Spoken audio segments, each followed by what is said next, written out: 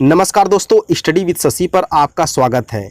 तो जैसा कि आपको लगातार सीरियल वाइज चैप्टर वाइज आपको क्लास हिंदी पेडागोजी यानी हिंदी शिक्षण शास्त्र की क्लास आपको मिल रही है। इसके पहले मैंने आपको 4 चैप्टर की क्लास जो है आपको मिल चुकी है। यदि आप उसको नहीं देखें तो उसको ज़रूर देखिएगा।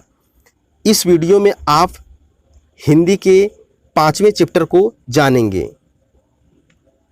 जो कि हमारा है भाषा विविधता वाले कक्षा कक्ष की समस्याएं, problem of diverse language in a classroom. इसको आप इस क्लास में जानेंगे, तो अंत तक हमारे साथ वीडियो में बने रहिएगा। आपको सभी चीज़ें, सभी कॉन्सेप्ट, सभी थ्योरी जो हैं आपकी हैं, नोट्स बताया जा रहा है। आपको बेहतर नोट्स देने की कोशिश की गई है इस चैनल के माध्यम से, ताकि आपका जो पेड क्लास चल रहा है, आजकल जो चैनल चला रहे हैं, सभी पे आपको देखने को मिलेगा कि व्हाट्सएप करिए, आपको जो है नोट्स दिया जाएगा। उससे अच्छा आपको कंटेंट देने की पेड क्लास से भी, यानी कि पेड नोट्स से भी आपको अच्छा पेड क्लास कह लीजिए या तो पेड नोट्स कह लीजिए, यानी कि जो क्लास देते हैं पेड और साथ साथ नोट्स भी बेचते हैं अपना, उससे अच्छा कोशिश की गई है कि आपको कंटेंट दिया जाए ताकि आपकी जो है अच्छी तैयारी हो सके। तो चलिए हम आपका ज़्यादा समय नहीं लेते हैं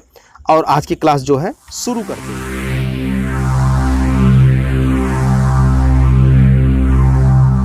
तो जैसा कि मैंने आपको बताया कि आज की जो क्लास है हमारी 5वां चैप्टर है भाषा विविधता वाले कक्षा कक्ष की समस्याएं, problem of diverse language in a classroom.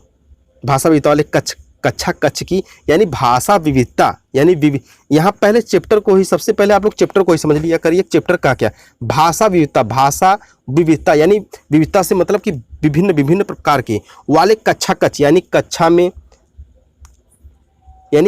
में जो है एक विविधता देखने को मिलती है, यानी भिन्न भिन्न प्रकार के बच्चे आते हैं और भिन्न भिन्न उनकी क्या होती है, भाषाएं होती हैं। तो एक शिक्षक को क्या समस्या होती है, बच्चों को क्या समस्या होती है, उसी के विषय में आपको इस चैप्टर में पढ़ना है। तो सबसे पहले आप लोग भाषा विविधता को समझ लीजिए। लैंग्वेज डाइवर्सेशन हमारा है। भाषा विविधता को क्या कहते हैं, बहुभाषिता भी कह सकते हैं। भाषा विविधता क्या कह सकते हैं, बहुभाषिता भी कह सकते हैं। पहला चीज़ आपको क्या, भारत एक बहुभाषी देश है। आप सभी को पता है कि भारत में विभिन्न प्रकार के धर्म रहते हैं और विभिन्न प्रकार की बोलियां हैं और भाषाएं भी भिन्न भिन्न प्रकार की हैं। एक क्षेत्र से दूसरे क्षेत्र या एक राज्य से दूसरे राज्य में आप जाएंगे, एक ज़िले से दूसरे ज़िले में जाएंगे, तो वहाँ बोलियां जो है, भाषाएं भिन्न भिन्न प्रकार की होती हैं। तो भारत एक बहुभाषी देश है। यहाँ हर क्षेत्र में अलग अलग भाषाएँ बोली जाती हैं। मैंने आपको इसके पहले ही बता दिया कि भिन्न भिन्न प्रकार की जो है भाषाएं बोली जाती हैं।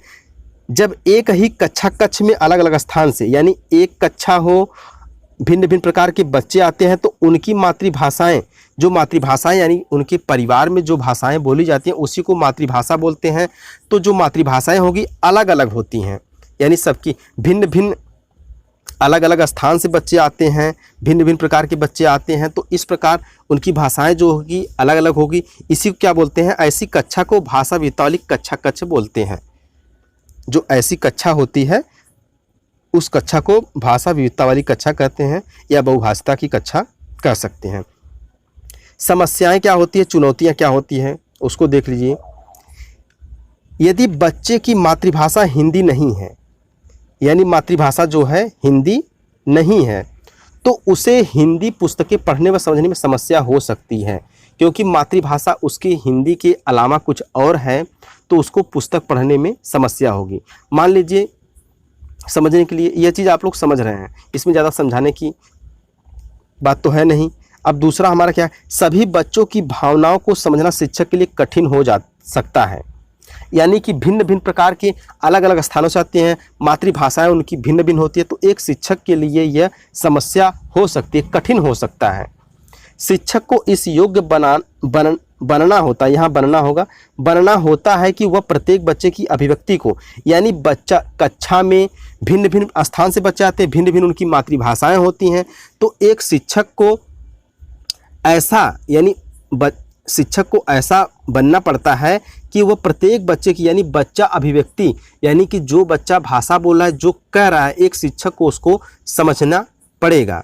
क्योंकि यदि वह समझ नहीं सकता तो आगे वह बच्चों को समझा नहीं सकता, पढ़ा नहीं सकता। बच्चे एक दूसरे से बात करने में झिझकते हैं। अब बच्चा अलग अलग स्थान से आया, कोई मान लीजिए बच्चा उर्दू बोल रहा है, कोई भोजपुरी बोल रहा है, कोई अंग्रेजी में बात कर रहा है, तो इसमें बच्चों को कन्फ्यूजन हो जाती है। तो एक दूसरे से बात करने में झिझकते हैं क्योंकि उनकी भाषाएं जो है अलग अलग होती हैं। भाषा विविधता के लाभ, भाषा विविधता के लाभ क्या है उसको देख लीजिए।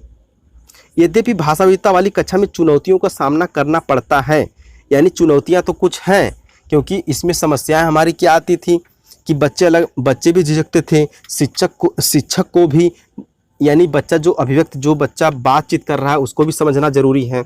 ये सब समस्याएं आ रही थी, लेकिन लाभ उसके क्या हैं,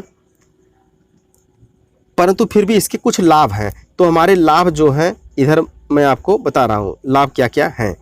भाषा विविधता या बहुभाषिता कक्षा में एक संसाधन के रूप में कार्य करती। इससे बहुत ही तेजी से प्रश्न पूछता है।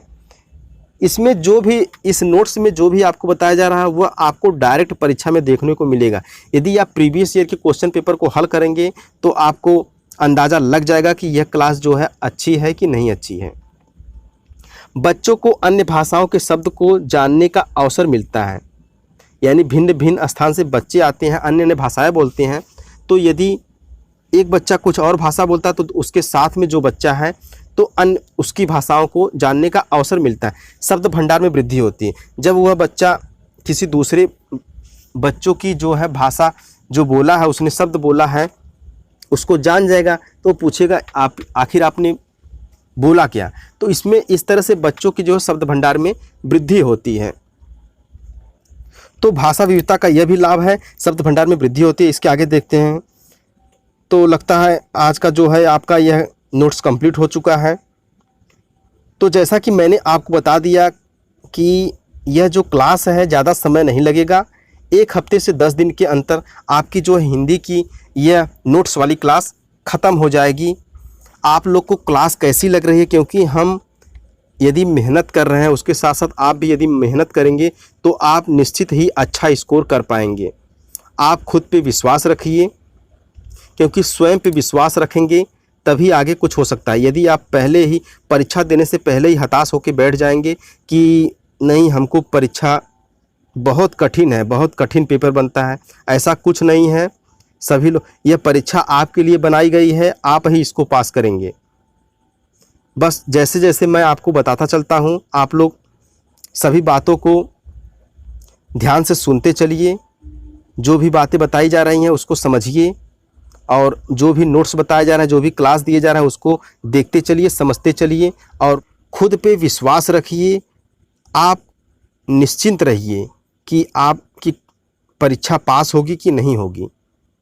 टेंशन लेके तो बिल्कुल मत पढ़िए। यदि आप लोग टेंशन ले रहे हैं कि परीक्षा जो है बहुत कठिन होता है, बहुत कठिन होता है, यह भ्रम सभी लोग फैला चुके हैं। ऐसा कुछ नहीं है, यह परीक्षा आपके लिए है, आप ही इसको उत्तीर्ण करेंगे। बस अपने मन में विश्वास बनाए रखिए। ऐसी कोई परीक्षा नहीं है जिसको कोई पास न कर सके। तो परीक्षा आपके लिए बनाई गई है, आप ही के जैसे लोग इसको बनाते हैं, आप ही के जैसे लोग इसको पास करते हैं। तो मन में यह भ्रम मत रखिए कि यह परीक्षा बहुत कठिन होती है, हम इसको पास नहीं कर पाएंगे। खुद पे विश्वास रखिए, परीक्षा निश्चित तौर पे निकलेगी। बस जैसे जैसे बताया जाता है, जो क्लास दी जा रही है, नोट्स बनाते चलिए, पढ़ते चलिए। जैसे जैसे क्लास बताई जा रही है आपको, उसी तरह से चैनल पे जो जो चीज़ें बताई जाती हैं आप लोग उसको फॉलो करते चलिए। निश्चित ही आप अच्छा स्कोर करेंगे। और यदि चैनल पे आप पहली बार आए हैं तो चैनल को सब्सक्राइब कर लीजिए। टेलीग्राम से नहीं जुड़े हैं तो टेलीग्राम को ज्वाइन कर लीजिए, फेसबुक पेज से भी जुड़ जाइए। यदि मैं कोई भी वीडियो आपके लिए लाता हूं तो इससे आपको यह फ़ायदा होगा कि आपको तुरंत जो है नोटिफिकेशन मिलेगा। सभी लोग अपना कमेंट ज़रूर दीजिए, क्योंकि इससे हमको पता चलता है कि जो हम मेहनत कर रहे हैं उसका लाभ किसी को मिल रहा है कि हम व्यर्थ ही ऐसे ही फालतू में क्लास बना रहे हैं।